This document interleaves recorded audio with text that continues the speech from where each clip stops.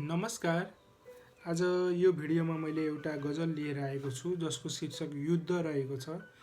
केही समय पहिला हाम्रो देशको जनताहरूलाई असमानता भयो, राजनीतिबाडले उत्पीडन गर्यो, पीडा दियो।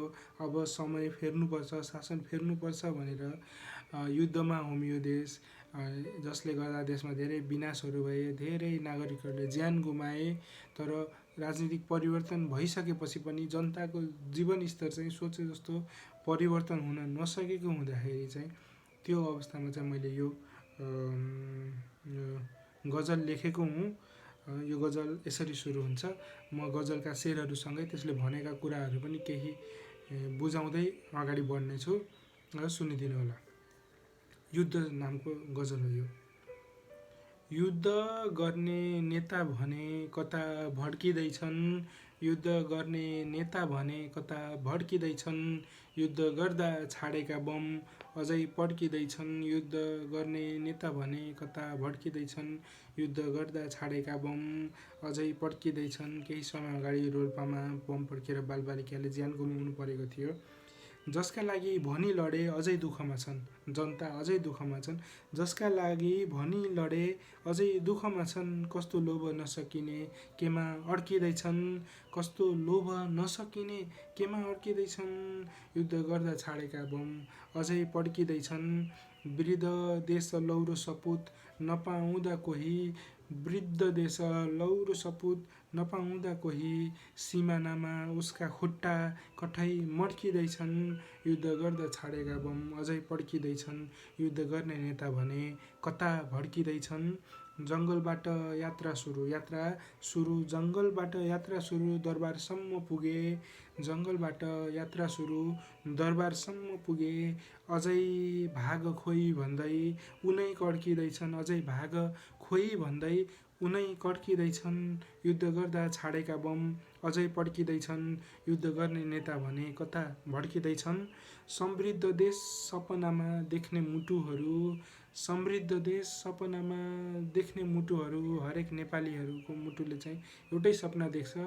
समृद्ध देश सपनामा देख्ने मुटुहरू, सीमावारी करोड पारी लाखौँ धड्किँदैछन्, सीमावारी करोड पारी लाखौँ धड्किँदैछन्, युद्ध गर्दा छाडेका बम अझै पड्किँदैछन्, युद्ध गर्ने नेताहरू भने कता भड्किँदैछन्। जनताको धैर्य पनि तातो पानी जस्तो, जनताको धैर्य पनि तातो पानी जस्तो, जनताको धैर्य पनि सीमासम्म उम्लियो भने स्वास्थ्यको लागि पनि राम्रो हुन्छ। त्योभन्दा बढी भयो भने चाहिँ त्यसले हानि गर्छ। जनताको धैर्य पनि तातो पानी जस्तो, धेरै उम्ले पोखिनेछन्, धेरै उम्ले पोखिनेछन्, अहिले छड्किँदैछन्, धेरै उम्ले पोखिनेछन्, अहिले छड्किँदैछन्। जनताको धैर्य पनि तातो पानी जस्तो, धेरै उम्ले पोखिनेछन्, अहिले छड्किँदैछन्, युद्ध गर्दा छाडेका बम अझै पड्किँदैछन्। यो बुझ्नु कि हतियार विनाशको बाटो, हतियारले कहिले पनि विकास गर्दैन, सधैँ विनाश नै गर्छ। यो बुझ्नु कि हतियार विनाशको बाटो, नेपालमा दिगो सोच्ने टाउका खड्किँदैछन्। नेपालमा लड्ने युद्ध गर्ने सैनिकहरू नेपालले त धेरै पायो, तर देशको लागि दिगो सोच्ने टाउका मस्तिष्क भने धेरै पाउन सकेन। त्यही भएर यो शेर यसरी लेखेको छु। यो बुझ्नु कि हतियार विनाशको बाटो, नेपालमा दिगो सोच्ने टाउका खड्किँदैछन्, युद्ध गर्दा छाडेका बम अझै पड्किँदैछन्, युद्ध गर्ने नेता भने कता भड्किँदैछन्। हामी आफै कमजोर हेप्ने बाटो पाई, हामी आफै नै कमजोर छौँ देशभित्र, हामी आफै कमजोर हेप्ने बाटो पाई, दुश्मनका जुत्ताहरू यतै गड्किँदैछन्, दुश्मनका जुत्ताहरू यतै गड्किँदैछन्, युद्ध गर्दा छाडेका बम अझै पड्किँदैछन्। आश्वासनले बन्ने भए देश स्वर्ग हुन्थ्यो। आश्वासन त कति पाइयो राजनीतिज्ञहरूबाट, आश्वासनले बन्ने भए देश स्वर्ग हुन्थ्यो, आज भोलि ढिला सुस्ती दिन घड्किँदैछन्। आज भोलि ढिला सुस्ती दिन घड्किँदैछन्। देश भोलि बन्छ भन्दा भन्दै ढिला भइसक्यो। आश्वासनले बन्ने भए देश स्वर्ग हुन्थ्यो। आज भोलि ढिला सुस्ती दिन घड्किँदैछन्। युद्ध गर्दा छाडेका बम अझै पड्किँदैछन्। युद्ध गर्ने नेता भने कता भड्किँदैछन्।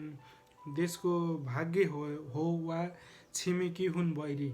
देशको भाग्य हो वा छिमेकी हुन् बैरी। चट्टान बनी खसे कोही चड्किँदैछन्। देशको भाग्य हो वा छिमेकी हुन् बैरी। चट्टान बनी खसे कोही चड्किँदैछन्। छिमेकी हामीले त्यति सोचे जस्तो सद्भाववाला पाएनौँ। बेला बेलामा उनीहरूले नै हामीलाई दुःख दिन्छन्, सताउँछन्।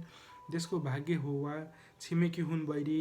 चट्टान बनी खसे कोही चड्किँदैछन्। युद्ध गर्दा छाडेका बम अझै पड्किँदैछन्। युद्ध गर्ने नेता भने कता भड्किँदैछन्। यो अन्तिम शेर हो। अहो देशका कुना कुना विकासको बाटो। अहो देशका कुना कुना विकासको बाटो। यो चाहिँ मेरो सपना हो। अहो देशका कुना कुना विकासका बाटो सुन्न पाऊँ उफ्रिँदैछन्, अघि फड्किँदैछन्। देशका कुना कुना विकासको बाटो सुन्न पाऊँ उफ्रिँदैछन्। हिँड्ने दगुर्ने होइन, अब उफ्रिने। सुन्न पाऊँ उफ्रिँदैछन्, अघि फड्किँदैछन्। अहो देशका कुना कुना विनाशको बाटो सुन्न पाऊँ उफ्रिँदैछन्, अघि फड्किँदैछन्। युद्ध गर्दा छाडेका बम अझै पड्किँदैछन्। युद्ध गर्ने नेता भने कता भड्किँदैछन्। धन्यवाद।